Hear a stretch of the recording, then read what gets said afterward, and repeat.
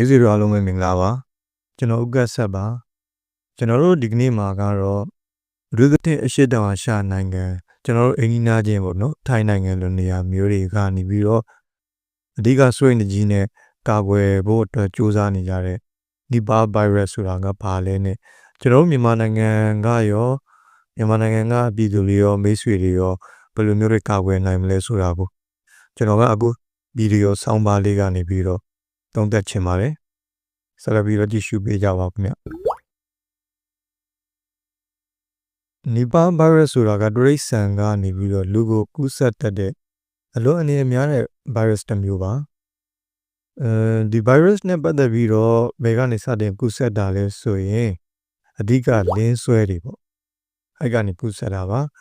virus ပိုးရှိတဲ့လင်းဆွဲတွေကိုက်စားထားတဲ့သစ်သီးတွေ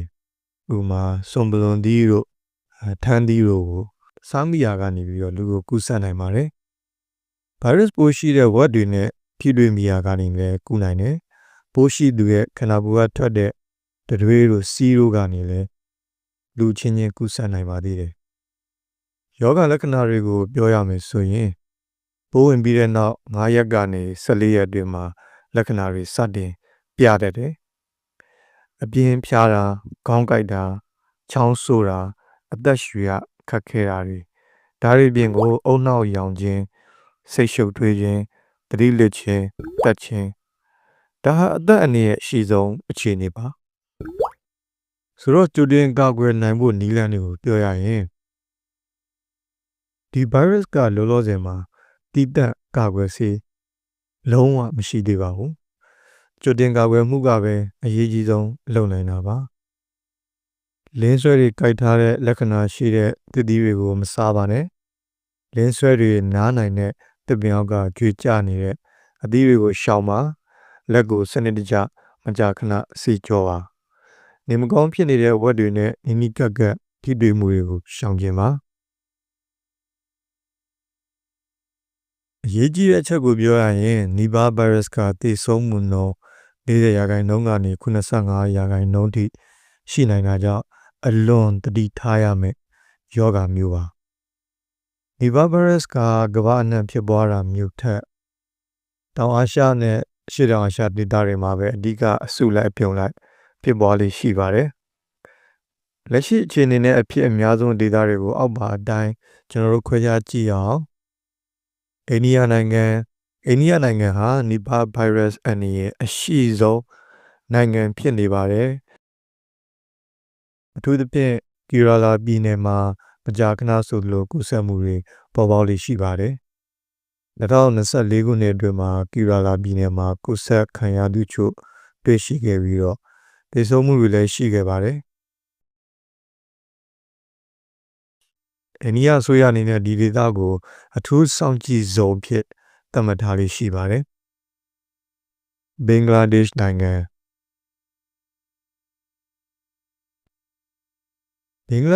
က Nipah virus နှစ်စဉ်လိုဖြစ်ပွားတတ်တဲ့နိုင်ငံမှာများသောအားဖြင့်တော့စောင်းရာသီဒီဇင်ဘာကနေမေလအတွင်းမှာအဖြစ်များပါတယ်အကြောင်းရင်းကတော့လင်းဆွဲတွေရဲ့တတွေဒါမှမဟုတ်ရင်စီးရီပေးကျန်နေတဲ့စွန်ပလွန်ရည်အစိမ်းကိုတောက်မိရာကနေအဓိကကူးစက်တာဖြစ်ပါတယ်အခြားစောင့်ကြည့်ရမယ့်နိုင်ငံတွေဒီ virus ကိုသယ်ဆောင်တဲ့လင်းဆွဲမျိုးစိတ်တွေကကျွန်တော်ခုပြောမယ့်နိုင်ငံတွေမှာလည်းရှိနေတာကြောင့်ကူးစက်မှုတွေဖြစ်လာနိုင်ခြေအမြဲရှိပါတယ်ကမ္ဘောဒီးယားအင်ဒိုနီးရှားထိုင်းနဲ့ဖိလစ်ပိုင်မြန်မာနိုင်ငံမှာလည်းအဆိုပါလင်းဆွဲမျိုးစိတ်တွေရှိတဲ့အတွက်ကြောင့်ယောဂကူးစက်နိုင်ခြေ potential risk ရှိတဲ့ဒေသအဖြစ်ကမ္ဘာ့ကျန်းမာရေးအဖွဲ့ WHO ကသတ်မှတ်ထားပါတယ်သတိပြုဖို့က Nipah virus ဟာကိုဗစ်လိုမျိုးလေထဲကနေအလွယ်တကူကူးစက်တာမျိုးမဟုတ်ပဲဓာတ်ရိုက်ထိတွေ့မှုကနေသာအဓိကကူးစက်တာပါဒါကြောင့်ယောဂဖြစ်ပွားရာဒေသတွေကိုခီးသွားမယ်ဆိုရင်အသီးနှံတွေကိုတေချာဆေးကြောဖို့နဲ့အပင်ကဓာတ်ရိုက်ရတဲ့အချိုရည်တွေကိုအစိမ်းမတောက်ဖို့အလွန်အရေးကြီးပါတယ်Nipah virus အတွက်လက်ရှိအချိန်ထိတရားဝင်အတည်ပြုထားတဲ့ကာကွယ်ဆေးလုံးဝမရှိသေးပါဘူး ဒါကြောင့်အဓိကကာကွယ်နည်းကတော့ virus ရှိနေနိုင်တဲ့အရာဝတ္ထုတွေနဲ့မထိတွေ့အောင်ရှောင်ကျဉ်ဖို့ပဲဖြစ်ပါတယ်ဆိုတော့အခုပြောမဲ့နည်းလမ်းတွေကိုလိုက်နာခြင်းအပြင်လည်းကာကွယ်နိုင်ပါတယ်အစားအသောက်ပိုင်းဆိုင်ရာသတိထားရန်တတိများကိုတေချာဆေးကြောပါအပြင်ကဝယ်လာတဲ့အသီးအနှံတွေကိုရေစင်ဆေးပြီးမှစားပါအခွန်ခွာစားလို့ရတဲ့အသီးဆိုရင်အခွန်ခွာစားတာကအကောင်းဆုံးပဲလင်းဆွဲကိုက်ရာပါတဲ့အသီးတွေကိုရှောင်ပါနှက်ကိုက်ထားတာဒါမှမဟုတ်လင်းဆွဲကိုက်ထားတဲ့လက္ခဏာတွေအပေါက်ငယ်လေးတွေအရေးအိတ်လေးတွေပါတဲ့အသီးတွေဆိုရင်လုံးဝမစားပါနဲ့အစိမ့်တောက်ခြင်းကိုရှောင်ပါအပင်ကတန်းရရတဲ့စွန်ပလွန်ရည်ထမ်းရည်စတာတွေကိုအပင်ကတန်းရရတဲ့စွန်ပလွန်ရည်ထမ်းရည်စတာတွေကိုအစိမ့်မတောက်ပါနဲ့တောက်လို့ရင်တော့တေချာကြိုချက်ပြီးမှတောက်ဖို့ဗျာရိษံတွေနဲ့ထိတွေ့မှုကိုရှောင်ကျဉ်ဖို့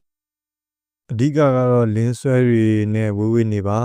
လင်းဆွဲတွေအများကြီးနေတဲ့ကိုယ်တွေတစ်ပင်တွေအောက်သွားတာမျိုးတွေလင်းဆွဲတွေငှက်တွေရဲ့အညစ်အကြေးစီဝမ်းတွေကတဆင့်ကူးနိုင်တာတော့လင်းဆွဲတွေရဲ့အညစ်အကြေးစီဝမ်းတွေကတဆင့်ကူးစက်နိုင်ပါတယ်မကျန်းမာတဲ့တိရစ္ဆာန်တွေကိုမကင်ပါနဲ့အထူးသဖြင့်နေမကောင်းဖြစ်နေတဲ့ဝက်တွေနဲ့တိုက်ရိုက်ထိတွေ့မှုကိုရှောင်ပါလူချင်းချင်းကူးစက်မှုကာကွယ်ရန်လက်ကိုစနစ်တကျဆေးကြောပါဆပ်ပြာသို့မဟုတ်အယ်ကိုဟောဟန်ဂျယ်သုံးပြီးတော့လက်ကိုမကြာခဏဆေးပါလူနာကိုပြုစုရမှာသတိထားပါနီဘာဗိုင်းရပ်စ်တန်တရားရှိတဲ့သူသို့မဟုတ်လူနာကိုပြုစုရမယ်ဆိုရင် Mac လက်အိတ်နဲ့အကာအကွယ်ပစ္စည်းတွေကိုစနစ်တကျဝတ်ဆင်ပါ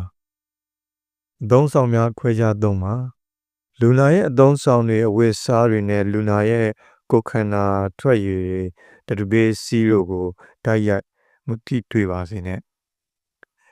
တကိုယ်တန်ရှင်းရေးယောဂဖြစ်ပွားနေတဲ့ဒေသတွေကအပြန်မှာဖြစ်စေ